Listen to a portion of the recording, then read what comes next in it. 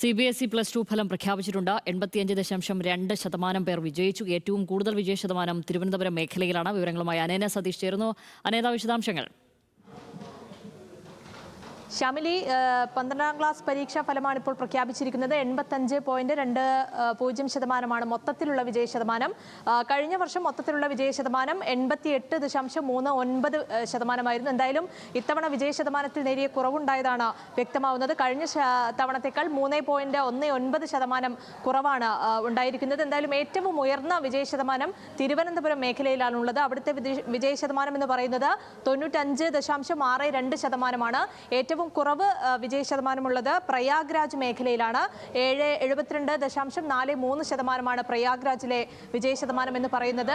എന്തായാലും ഔദ്യോഗിക വെബ്സൈറ്റുകളിലെല്ലാം തന്നെ ഇപ്പോൾ ഫലം ലഭ്യമായി തുടങ്ങിയിട്ടുണ്ട്. വിദ്യാർത്ഥികൾക്ക് ഔദ്യോഗിക വെബ്സൈറ്റിലൂടെ തന്നെ ഫലം അറിയാൻ സാധിക്കുമെന്നാണ് പറയുന്നത്.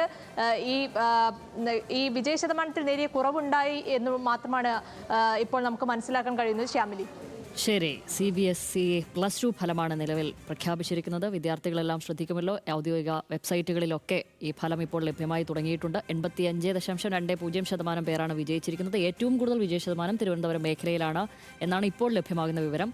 അനേന സതീഷ് വിവരങ്ങൾ നൽകിയത്.